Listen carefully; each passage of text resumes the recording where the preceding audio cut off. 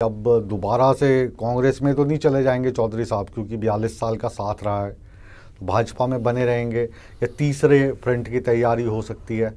तो ये सारे कयास है, मैं आपके मुंह से जानना चाहता हूँ। देखिए मुकेश जी, आप को मेरी पृष्ठभूमि का भी पता है और मेरा 50 साल का राजनीतिक जीवन का भी भली भांति आप जानते हैं। जो वीरेंद्र सिंह 42 साल कांग्रेस में रह के जब बीजेपी में आने की सोची, मैं किसी को बीजेपी में जानता ही नहीं था, और आज मैं 8-9 साल से बीजेपी में हूँ। कल मैं बीजेपी छोड़ता हूँ तो मेरी आत्मा नहीं मानती।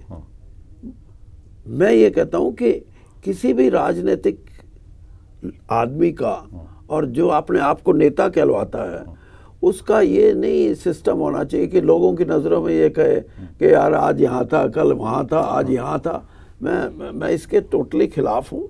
और मैंने आपको बताया कांग्रेस में मैं जो मेरी ह्यूमिलिएशन हुई है कि किसी आदमी को आप ओथ टेकिंग सेरेमनी से 5 बजे बुला रहे हैं, 11 बजे मना कर रहे हैं। 11 बजे मना कर रहे हैं। हरियाणा की राजनीति में भी आपको दरकिनार किया गया बहुत बार, जो भी है। मैं लेकिन फिर भी मैं कांग्रेस से अलग होने की कभी सोची नहीं थी। लेकिन ये ह्यूमिलिएशन, मेरे घर के वहाँ जो 84 लोधी एस्टेट मेरी कोठी थी वहाँ सरकारी, उसमें 5000 आदमी, उनके मिठाइयाँ बन रही हैं, चाय बन रही है कि हमारा भाई मिनिस्टर बनेगा, 5 बजे उसकी ओथ होगी। मैं वहाँ जा नहीं सका, मैं अपनी फ्लैट पे रहा। तो इतनी, इसीलिए, और मैं फिर भी मैंने मोदी जी को भी कहा, जब मोदी जी ने मुझे बुलाया मिनिस्टर बनाने से पहले, तो उन्होंने कुछ सवाल मेरे से पूछे कि आप कब से हैं, क्या है आपकी क्वालिफिकेशन, क्या है, कितने साल रहे।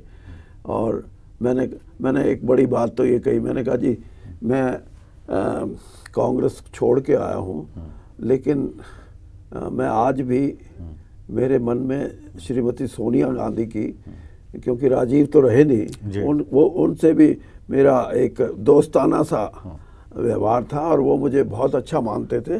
लेकिन सोनिया गांधी को भी ये एहसास था कि वीरेंद्र सिंह हमारा अपना कॉन्फिडेंस का आदमी है।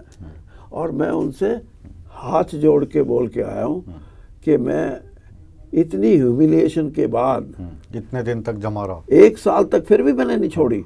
मैंने कहा मैं रहा हूँ, और वो भी इमोशनल हो गई थी, तो मैं उनके सामने बैठ नहीं सका, हाथ जोड़ के मैं आ गया। और मेरे मन में ये भी है कि मैं उस दल में रहा हूँ, तो मेरा ये धर्म नहीं बनता कि मैं कोई गलत बात या छोटी बात करूँ।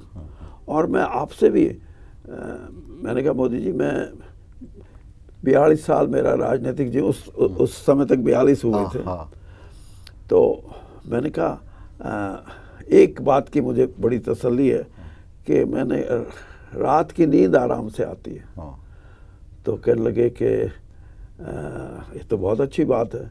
और मैंने कहा जी उसकी वजह सिर्फ ये है कि इतने लंबे राजनीतिक 7 राज्यों की तो मैंने कांग्रेस की टिकटें बांटी हैं, और उसमें महाराष्ट्र जैसी राज्य जिसमें 2 बार बांटी, और वो भी बॉम्बे जैसे, जहाँ नोटों की जेब में डाल के नहीं, अटैची में लेके आते थे।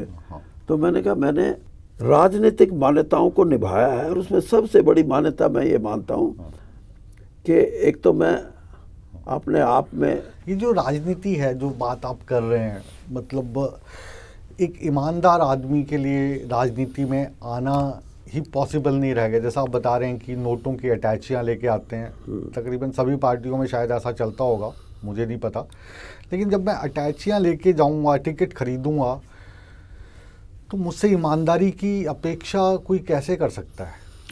तो अभी तो आपने ये भी कहा ना मेरे लिए कि आप ईमानदार रहे तो कई बार चूक गए।